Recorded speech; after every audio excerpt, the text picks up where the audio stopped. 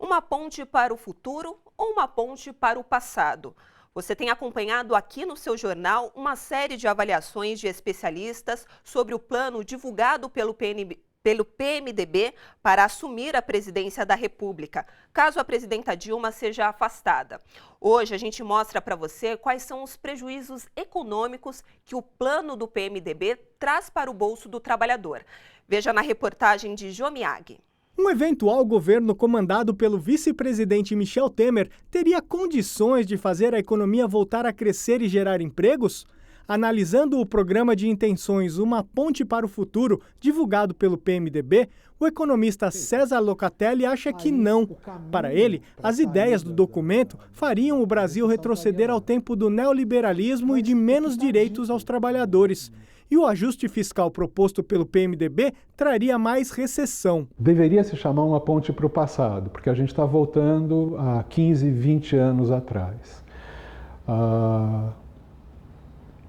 Sendo aplicado o que está escrito aí, a gente vai ver uma perda grande de direitos dos trabalhadores, a gente vai ver uma quantidade grande de recursos hoje do governo que vão para ajudar as pessoas mais pobres serem redirecionados para outros fins. O programa de Michel Temer também inclui privatizações ou concessões de empresas públicas, flexibilização da exploração do pré-sal e redução de impostos para empresários. Abertura do mercado brasileiro, coisa que a gente parou de falar desde a época do Fernando Henrique. Lembra da Aliança do Livre Comércio das Américas? A gente não ter fronteiras com os Estados Unidos? Está escrito no documento que a abertura comercial é uma das metas. Bom, a abertura comercial vai significar, no meu ponto de vista, uma regressão do desenvolvimento brasileiro. A gente vai voltar a ser exportador de soja e suco de laranja de bens primários. O programa do PMDB também faz propostas que afetam diretamente os trabalhadores. Uma delas pretende fazer com que as convenções coletivas prevaleçam sobre as leis. A agenda sindical fala no fortalecimento da negociação coletiva, no aumento da capacidade do poder dos sindicatos celebrarem acordos e convenções coletivas que possam ampliar os direitos, possam regular o direito, possam definir modos em que o direito é aplicado nas condições concretas que os trabalhadores produzem. Entretanto, quando muitas vezes aparece a ideia do negociado sobre o legislado, vem fortemente influenciada por uma ideia de que o negociado visaria reduzir o direito da lei. A proposta do PMDB que mais desagrada os trabalhadores é a ameaça de acabar com a política de valorização do salário mínimo, que começou em 2004 no governo Lula. De lá para cá, o mínimo teve ganho real acima da inflação de 77%. Tirar essa política que valoriza o salário mínimo é, na verdade, tirar um instrumento que visa diminuir a desigualdade salarial e, por outro lado, é tirar um instrumento que fortalece o mercado interno. Portanto, não é uma medida coerente com uma política de fortalecimento do trabalho, de redução da desigualdade salarial, de redução da pobreza e, ao mesmo tempo, de fortalecimento do mercado interno. Hoje nós convidamos o sociólogo da Fundação Escola de Sociologia e Política de São Paulo, Leonardo Ostronoff, para vir aqui no estúdio do seu jornal conversar com a gente sobre a figura de Michel Temer e os planos do PMDB para um futuro governo que traz ameaça aos trabalhadores. Boa noite, professora. Boa noite. Obrigada pela presença. Eu que agradeço o convite. Tá certo. Bom, professor, o vice-presidente deu declarações hoje, né, a um jornal americano que está pronto para assumir o governo e que já tem até nomes, né, para seu possível ministério. Primeiro disse que não se pronunciaria. E agora, para a imprensa internacional, diz isso. Como você enxerga a postura do vice-presidente nesse momento? Primeiro, dizer que alguém que tem medo de democracia, de que a Dilma fale para a ONU sobre as coisas e que fale, né, sobre democracia, sobre o que está acontecendo aqui e que tem medo de voto, disputar a eleição, é alguém que tem que ficar realmente em questão. né? E Michel Temer ele representa um retrocesso, porque a gente passou por muita luta, né, para conseguir o voto contra a ditadura militar, depois elegemos Lula em 2002, e o Brasil tinha, no cenário internacional, um avanço, né, uma ideia de avanço, e um reconhecimento desse avanço.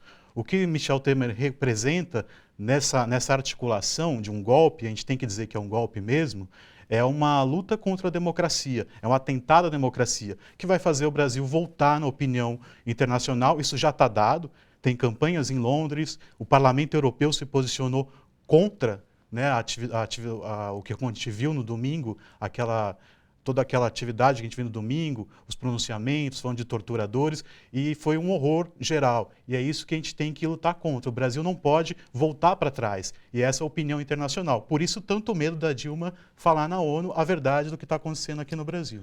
Na sua opinião, o vice-presidente está articulando mesmo um golpe contra a presidenta Dilma? Olha, não tenho dúvida. Porque se ele não tivesse o problema de disputar a eleição, porque o voto é o auge da democracia. Então, se ele quer ser presidente, ele que dispute uma eleição e vença, como venceu a Dilma, como venceu o Lula, como venceu o Fernando Henrique também, mas que respeite as regras democráticas. Não há crime de responsabilidade da presidenta, ela nem ré é, enquanto o presidente Eduardo Cunha, presidente da Câmara, ele é réu e tem vários apontamentos de corrupção. E em nenhum momento Michel Temer se colocou contra Cunha presidiu o processo. E é isso que a gente precisa pensar. Como é que alguém pode presidir o processo e ter essa aliança toda? Dilma não é ré, né? Então é isso que a gente tem que pensar e refletir. A gente está tendo um atentado contra a democracia e isso para o Brasil é problemático, né? Ô professor, qual que é a sua avaliação sobre o plano, né, do PMDB, do Temer? Qual o risco que isso pode gerar para os trabalhadores? Como que você avalia esse plano? Esse plano ele já vem... A direita brasileira sempre quis, é o sonho da direita brasileira, né? Desde o Fernando Henrique, do Collor, existia a questão neoliberal, de cortar os direitos, cortar salário mínimo, fazer terceirização, o que eles chamam de flexibilização, e que vinha com uma ideia de modernização, né, do país. A gente sabe que isso não é modernização, isso já foi tentado em outros países e nunca deu certo. Na verdade, quem produz é o trabalhador. E eles têm que ser valorizados. Então é o contrário, né? O que a gente fez a partir de 2002, é valorizar o trabalhador, né? E a ponte para o futuro, na verdade, é uma ponte para o passado. Ela aponta com o retrovisor para trás, né? E representa um retrocesso, porque corta os direitos trabalhistas. E isso não vai fazer o Brasil avançar, né? E Temer, na verdade, é a nova chance, é o novo personagem que coloca em cena dessa direita, tanto a Fiesp quanto o mercado financeiro, de conseguir o seu grande sonho, que é fazer essa reforma trabalhista contra os trabalhadores. E quais seriam, né, os primeiros direitos trabalhistas afetados, né, com essa proposta, com esse plano? Acho que a principal questão que se coloca é a terceirização e o salário mínimo. Né? A terceirização ela vem e tira praticamente todos os direitos, porque você passa a não ter mais o contrato pela CLT. Então é um ataque direto à CLT. A CLT vem do tempo de Vargas e não é a melhor das coisas, mas no que nós temos hoje é o que nós temos que defender. É um grande avanço. E tirar a CLT é um grande retrocesso. A ideia deles é ampliar mesmo, a terceirização para todas as Aí você perde todos os direitos, porque você tem outro regime que não passa pela CLT. Aí você tem um regime flexível de trabalho. E aí é que todos os direitos caem, e não só os direitos em si, na carteira, enfim, mas também a própria situação do trabalhador no trabalho, a segurança do trabalho, a saúde do trabalhador, todos esses quesitos não são observados. Então o trabalhador se enfraquece. E aí você começa a ter vários problemas, tanto das leis, como também do próprio adoecimento do trabalhador, né? Professor, muito obrigada pela sua presença. Eu que agradeço a TVT e o prazer de estar numa televisão dos trabalhadores, né? Tá certo, obrigada.